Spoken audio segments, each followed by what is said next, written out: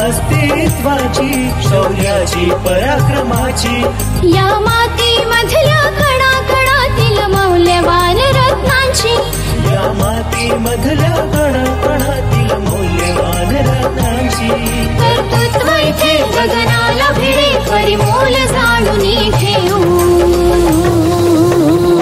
व्यक्तिविशेष। नमस्कार विद्यार्थी मित्रांनो, रेडिओ MPSC गुरुमध्ये मी RJ प्रिया तुम्हा सर्वांचं मनापासून स्वागत करते। विद्यार्थी मित्रांनो, व्यक्तिविशेष हे सत्र म्हटलं की विशेष व्यक्तीची माहिती हे समीकरण तुम्हाला ठाऊकच आहे। मग आज आपण कोणत्या विशेष व्यक्तींविषयी ऐकणार आहोत तर मित्रांनो, भारतातील एक राजकारणी, इंडियन एक्सप्रेस वृत्तसमूह याबद्दल तुम्हाला ठाऊक असेलच।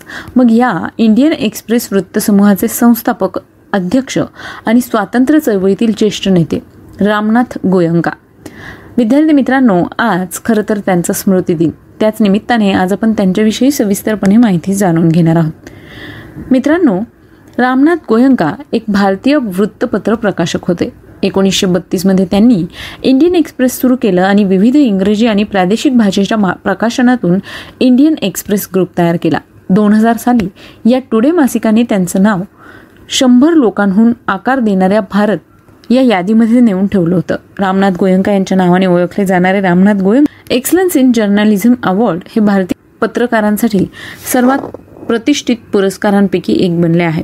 मग मित्रांनो, या रामनाथ गोयंका यांचा जीवन प्रवास काय होता ते जाणून घेऊया आजच्या आपल्या व्यक्तिविशेष या सत्रात। इंडियन एक्सप्रेस वृत्तसमूहाचे संस्थापक असलेले रामनाथजी गोयंका भारतीय पत्रकारितेतील एक आगळेवेगळे व्यक्तिमत्व आहे। भारताच्या स्वातंत्र्य चळवळीत ते सहभागी झाले होते। विशेष म्हणजे भारताच्या राज्यघटना समितीत ते सदस्य होते। रामनाथजींचा जन्म बिहारमधला 22 एप्रिल 1904 रोजी बिहारमध्ये दरभंगा या ठिकाणी त्यांचा जन्म झाला। नंतर व्यावसायिक कामांसाठी ते तत्कालीन मद्रास या ठिकाणी आले। भारतात राष्ट्रीय वृत्तपत्र असले पाहिजे असे गांधीजी जाहीरपणे म्हणत। त्यावरून प्रेरणा घेऊन 1934 साली त्यांनी इंडियन एक्सप्रेस हे वृत्तपत्र सुरू केले। नंतर या समूहाला त्यांनी लोकशाहीचा जागल्या या व्यापक आणि खणखणीत भूमिकेपर्यंत उभे केले। भारतातील एवढ्या मोठ्या वृत्तपत्र समूहाचा हा मोठा माणूस रामनाथजी हे इंडियन एक्सप्रेस समूहाचे काम ज्यावेळेला करत होते त्यावेळेला आणीबाणीला प्रखर विरोध करण्याचं काम देखील इंडियन एक्सप्रेस या वृत्तपत्र समूहाने केलं होतं। रामनाथजी अजिबात त्यावेळेला न डगमगता हे काम करत होते। आणीबाणीला विरोध करणाऱ्या चळवळीचे नेतृत्व त्यावेळी लोकनायक जयप्रकाश नारायण यांच्याकडे होते। रामनाथजी त्यांनी पेरिया नाईकर स्ट्रीट येथे मूळच्या मांडवा जवळच्या गावातून आलेल्या चौधरी नावाच्या कुटुंबासह आश्रय घेतला होता।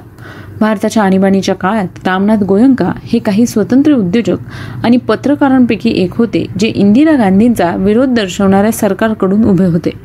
मग मित्रांनो, रामनाथ गोयंका यांनी 1936 मध्ये इंडियन एक्सप्रेसची स्थापना केली होती। 1941 मध्ये ते राष्ट्रीय वृत्तपत्र संपादक परिषदेचे अध्यक्ष म्हणून देखील निवडले गेले। भारतीय संविधानावर आपली स्वाक्षरी ठेवून ते पहिल्या संविधान सभेचे सदस्य देखील होते। द इंडियन एक्सप्रेस आणि गोयंका यांनी ब्रिटिश राज डोक्यावर घेतले। 1948 मध्ये दैनिक तेज गोयंका यांच्याशी संपर्क साधला। सहकार्याने त्यांनी चेन्नईतील द इंडियन न्यूज क्रॉनिकल हे इंग्रजी वृत्तपत्र आणले। जेव्हा लाला देशबंधू गुप्ता यांचे निधन झाले तेव्हा गोयंका यांनी द इंडियन एक्सप्रेस या वृत्तपत्राचे नाव बदलले। स्वातंत्र्यानंतर गोयंका यांची भारतीय संविधान सभेचे सदस्य म्हणून देखील नियुक्ती करण्यात आली। आणीबाणीच्या दिवसांमध्ये माजी पंतप्रधान इंदिरा गांधींना केलेल्या तीव्र विरोधासाठी ते एक निडर पत्रकार म्हणून ओळखले जाऊ लागले। विद्यार्थी मित्रांनो, रामनाथ गोयंका यांचं पत्रकारितेतलं काम इतकं मोठं होतं म्हणूनच त्यांच्या स्मृतिप्रित्यर्थ Ramnath Goenka excellence in journalism award दिला जातो। हा अवॉर्ड भारतीय पत्रकारांसाठी सर्वात प्रतिष्ठित पुरस्कारांपैकी एक आहे। अशा सगळ्यात महत्त्वाच्या व्यक्ती म्हणजे रामनाथ गोयंका यांचं 5 ऑक्टोबर 1991 रोजी मुंबईत निधन झालं. मित्रांनो, आज त्यांचा स्मृतिदिन. त्याच निमित्त त्यांच्याविषयी सविस्तरपणे माहिती जाणून घेतली. या माहितीविषयी तुमचे फीडबॅक आम्हाला नक्की कळवा. त्यासाठीच आमचा व्हॉट्सअप क्रमांक आहे 8698 म्हणजेच 8698869880. चला तर मग विद्यार्थी मित्रांनो, मी आरजे प्रिया तुम्हा सगळ्यांची रजा घेते. पुन्हा भेटूया व्यक्तिविशेष या सत्रात एका नवीन व्यक्तीची सविस्तर माहिती घेऊन. याचबरोबर तुम्ही आमचं व्यक्तिविशेष हे सत्र स्पॉटिफाय म्युझिक ॲप, अँकर FM, गुगल पॉडकास्ट किंवा रेडिओ पब्लिकवर सुद्धा ऐकू शकता. चला तर मग मित्रांनो, मी आरजे प्रिया तुम्हा सगळ्यांची रजा घेते. पुन्हा भेटूया व्यक्तिविशेष या सत्रात. तोपर्यंत अर्थातच ऐकत राहा तुमचा लाडका रेडिओ म्हणजेच radio MPSC Guru. Stay tune to radio MPSC Guru, spreading the knowledge, powered by Spectrum academy.